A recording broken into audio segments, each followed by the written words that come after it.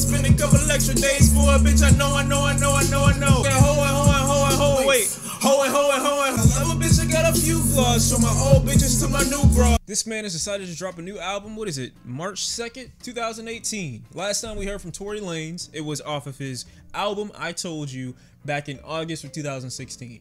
Decent project. Nice introduction to who he is. He's had tons of music that came out before that though. So when I heard him, I was already familiar with his sound, just like I am very familiar with his sound on this project. He's been releasing Lucy's, his mixtape series, his ChixTapes, the new Toronto. I mean, he's got mixtapes even before that. Dude's been out here for a long time is what I'm saying essentially. And if you really like this guy, you might want to go check out a lot of his earlier work, a lot of his earlier music before hopping into this project. Maybe it'll offer a little bit of context. So if we can get right into the project, I would like to do so, but I would only like to address my gripes with I Told You right now.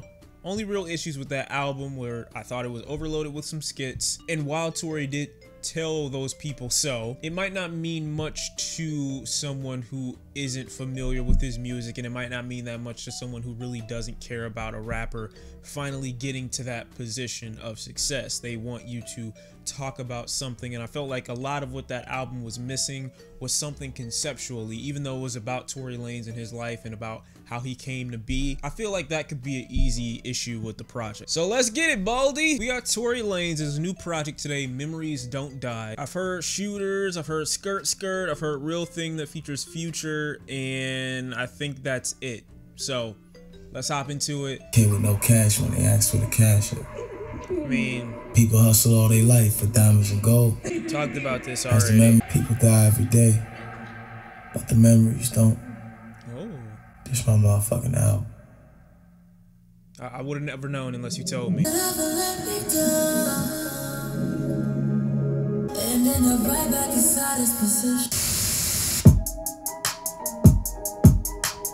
Okay. You can't just hit me with the bass like that. Not out of nowhere. Time 4 when I top back in the 5. So alive, I could die right now. Come back still alive. Fake with the handshake. Got the Dragon Balls. Got a million times. You got a million ways to get it. Check out his flow. I really would donate. I'm begging the biddy, counting 120, 50 like a skin is surprise. I open this shit up. Me and Dream Dollar Bill. Rumors that we dated got. Pretty good intro track. I like what Tory Lanez is talking about. I like what he's discussing. I like the way he handles himself as a rapper. His flow is impeccable. Pretty entertaining on that track. Only real issues with it was the transition being kind of sloppy. There wasn't really a musical transition. It was just like a stop, a cut of this static TV, and then we got back into a new track. I mean, I'm not saying that you can't do a track like that. I just think it's a little bit lazy when you can make it into a transition. It seems like he's rapping still to prove something to someone, even though in his previous album, he's already said, I told you so. Like, that album, I'm telling you, I already made it in that album, so I don't need to prove anything else to anyone, is the mood that I think he would be in or should be in with this album. Of course, since he's made it, that doesn't stop him from being the underdog. And on the came up off his sound line, I mean, there's no real person who developed their own complete sound with the exception of like Kanye and Future and like a few others. Like even you took inspiration from like Drake and Travis Scott early on in your career, so it is what it is. Track number 3, Shooters. We've already heard that one though, so we're gonna go track number 4 for me.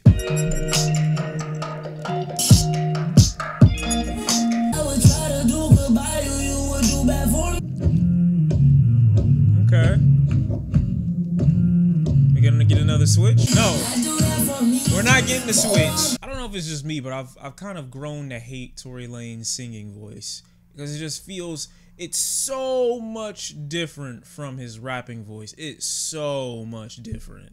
Like the pitch, the tone, everything is so much different. It's like playing with Zelda and watching her transform into Sheik. I'm not hating either. I like Tory Lanez. I'm just saying, it's just like he goes from I told all y'all, I told you, bubbles, I told you, to for me, I just want you to be. We've heard track number 5, Skrt Skrt, so we're gonna go to track number 6, Benevolent. Oh, so the static is a theme, I see. Story up, I was trapping out in Brampton, whole high school, yeah, caught it up, man. H-Town in the bandos, all boarded up, still niggas on the death wish for a peace day. Got a rollie on them on peak weight, nigga peace sakes, 9 Richard Mills on the wrist, that's round half a mil for a clean face. Tell him. I wish there were 2 of her eyes, just put her in a new beat. I shake Who is this? I forgot the sample he's using. First class, awoke in Dubai. Man. I'm cruising through New York in a 911. Used to fuck Julie round 911. Fly. I think there's enough content within this song to satisfy both sides of his rap core. Rap over an instrumental that's a little bit more soulful versus him rapping over a trap beat. And another part about this track that's pretty cool is the fact that he keeps it under 4 minutes. That's, I mean, you fit a lot into a song that's not that long, and I can appreciate that. Again, with the subject matter, we're not getting that much new information. I mean, it's really just Tory Lanez rehashing those same ideas that he did on I Told You, that he's been doing with all of his music. It's kind of braggadocious. Only new information we got in this track was the fact that he told us he was trapping out in Brampton. Already heard Real Thing that features Future. I'm gonna listen to the intro though, because I really like the intro. Track number 8, Hate to Say. Boss living not too far from the junkies, the flunkies that try to punk me on corners but never sung me, I swear. In this bitch 100K, that's 1,000 a minute, so please don't get offended if I walk inside a store and spend 35 in it. Cause to me, that's just 35 minutes. Playing Travis Scott almost farted to Malaluna. We both agreed shortly after that it was music we possibly could be doing that's bigger than trying to ruin it. So my apologies, nigga, just forgive me for doing it. Wow, okay. Enjoyable track. I feel like the content is very current. Some information in there that we didn't actually know about, like him and Travis Scott possibly fighting. I mean, that's not really looking like that much of a threat. But I like how he does his math and converts his dollars into minutes and says, if I'm on stage and I do 100,000, I was just 100 minutes. So if I go into a store and spend 35, means it's only 35 minutes. And I guess I'm forgetting that if the album is called Memories Don't Die, I guess it would make sense for him to rehash those events that he did in the past to prove that even when he's at this moment or at this level, those memories are still with him. He still thinks about it. Track number 9, B.I.D. Took a shot at any out of bag. Girl, you know it's real, I ain't trying. I just wanna take it to the bag while you let it. It's an okay song. There's really nothing else to it. It's kind of boring. It doesn't really show much of Tory's artistic side. Track number 10, 48 Floors, featuring Mansa. She got that $1 million on at the Craigslist. Oh yeah, you know who I am. All these in the condo, you know how to go. Give it up, that's where we're going. Open up the records. Oh yeah. So we still gotta sit in 48 floors. I don't see nothing wrong, even though I know it's the same, baby. I'm a 7-figure. It's just weird mixing these two sounds on the same album. You got one guy who's really talking about the life that he used to live, the street, basically kind of saying that he's taking a bite out of the rap game right now. And then you have singing on here like this that's just like really simpy. Like the entire vocal pattern has to change just because you're talking to a girl. There's something about the singing from Tory Lanez that's just becoming more and more awkward for me. It seems like there's a conscious 180 made just to sing, and as opposed to just sometimes you can just harmonize, sometimes you can just, you know, make your voice a little lighter or harmonize a little bit more. But like to go from to it's a little awkward for me. Track number 11, BBWW X Fake Show. Okay. All right. Last night Nelly crashed, spinning out on the highway, 720 in the Aspen. Bad bitch in the past, a bank job on the ride. Back bubble, white rave, cost 19K. First single had me in the crib, putting platinum plaques in the place. Grammy nominated on the first album, motherfuckers see the face. Look at me, I know these niggas is tripping, these niggas. You got a Grammy nomination for that one? Got A, B, C, D, F, G, X, Y, and Z hoes. I'm still ballin' like D-Rose. Wait a minute. So dick is your bitch. She gon' touchdown. That's what I like. What now? Fuck about what you saw. Versatility right there. Oh God. Don't sing. Don't you fucking dare. How you still an angel? I'm not gonna lie. You just fuck some niggas on me and claim it sounds like a Drake track right now. She don't never take a half day. Told me Desert was a path. I like the track. I like what he's talking about. I just feel like the second half of it is something exactly what Drake would. I feel like that portion of him rapping about a stripper is also something that Drake has done. It's not something that I think for Tory Lanez's second album that he really needs to put on there, because it's something we've all heard before. The track itself, I like his versatile flow in the beginning portion of the track, in the BBWW track. Some of the rapping on here over the beats are a little bit more like, I guess you can say they're bouncy and really consistent, like they're short breaks in between that pretty much make the beat come back instantly, or make him make his flow or his words come back instantly. Like there's very little time to think because there's so much rapping going on, and the beat aids in that because Tory needs to at the same time rap on beat. So with there being so few breaks in between in the track itself in regards to the beat, it pretty much makes Tory keep rapping. Track number 12, Dance For Me featuring Nav. Oh God, I don't have my earmuffs. A 5-minute track with a Nav feature. Jesus Christ.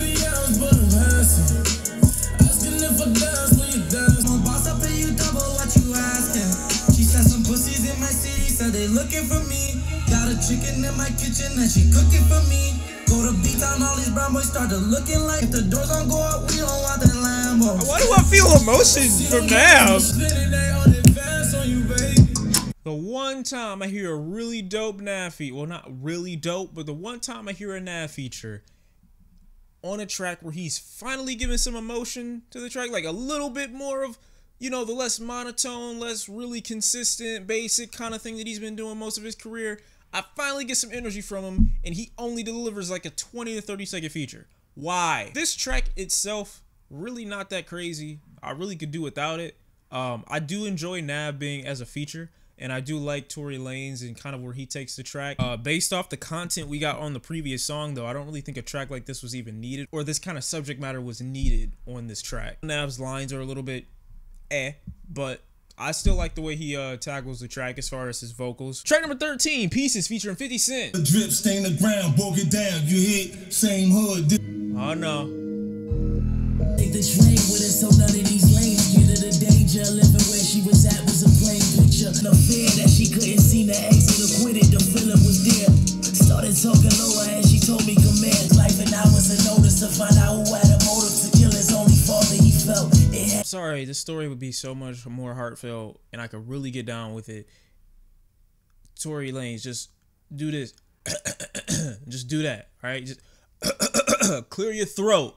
Clear your throat. And if somebody do, they know they would hear what the until she said, boy, you got a birthmark above your scrotum. Scar up on your eye came from when you was 4 and you.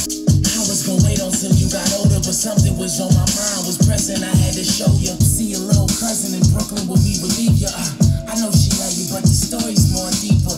You see, your father used to be a creeper. He used to fuck her, used to touch her, used to beat her, used to leave her. Well, your cousin is the reason he got shot, nigga. She put 6 shots in him out the Glock, nigga. He's ripping his 9 and before he knew it, he aimed it up at his mom and he shot her right in the eye. You can't shoot your mama. I put it to my mind, I know that I'ma die, but in heaven I'll be alive.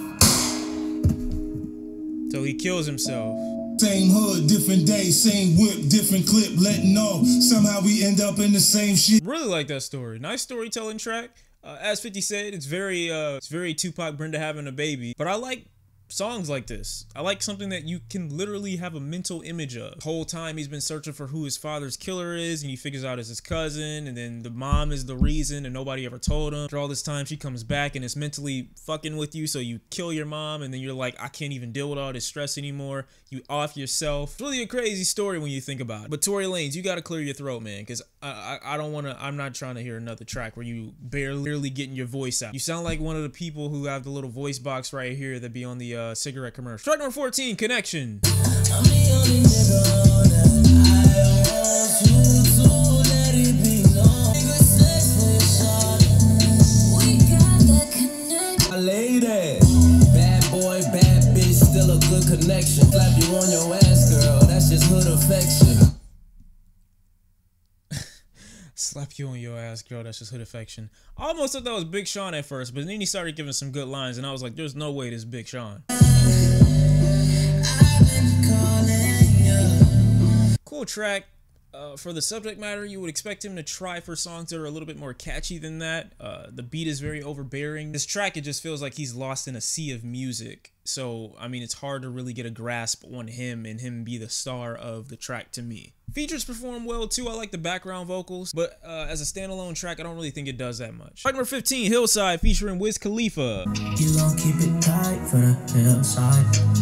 When it's late at night. Sound like Ty Dolla Sign. It sounds like Ty Dolla Sign.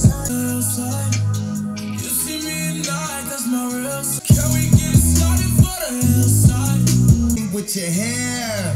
Cause I know these niggas be faking.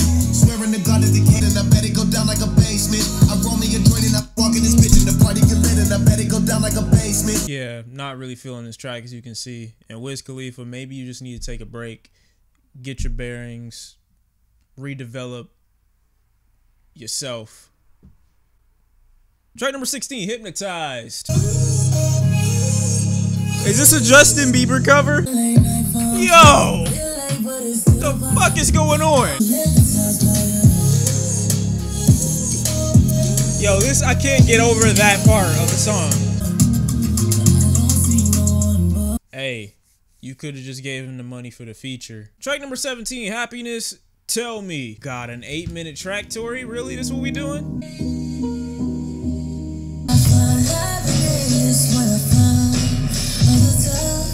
I took your mother into the hospital. You know, he tried talking in his stern voice. The doctor had pronounced her dead. You know, so we sat there, so when I'm thinking about my mother, Luella Peterson. Tell me that I'm sounding like Drake or weekend a party or any artists from the city around me. Tell me how you feel about me. Shorty, tell me, yeah. And I won't like feel no way this. about it. I won't feel no way about it. Good Love, job. Tell me that I hate it. Tell me that I never do. Produce the break and tell me. Damn! Think I got what it takes to be the greatest. Tell me decisions. Tell me how you hate the way I make these brash decisions. Miss the holidays, anniversaries, and Christmas. Great track. And I wasn't expecting to like an 8-minute track on here. Like an 8-minute song, I was not expecting it. It starts off slow. We got to get into it. We learned that the happiness is his mother, basically. And then we get into the second portion of the track where he's literally talking about his perception, how he comes off to other people. I thought the piano in the beginning was really, really cool. I thought that was really soothing. The second portion of the track, although he doesn't seem angry, he seems to kind of want to know, but at the same time doesn't really care. That's why his flow seems so consistent and so relentless, and his voice doesn't really change. Track number 18, Don't Die. Look, nigga, I've been this way. System niggas loaded up. It sounds like a sample. Shells, just try to figure which click play with the shoe nowadays. Y'all boys just try to figure who click play. I made bitches and made niggas. Y'all boys just bitch made niggas. I flip it like a switch blade, nigga. Thanks to God's graces, I've been #1 in all these people's faces. So amazing. This is, I like this.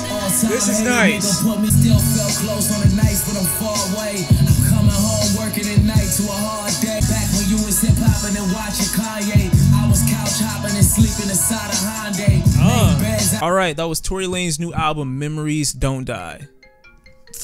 Man, really? So that was Tory Lanez's new album, Memories Don't Die. After hearing the whole thing and comparing it to something which I don't like to do. So if you're watching this video, don't do this. It's not a good idea.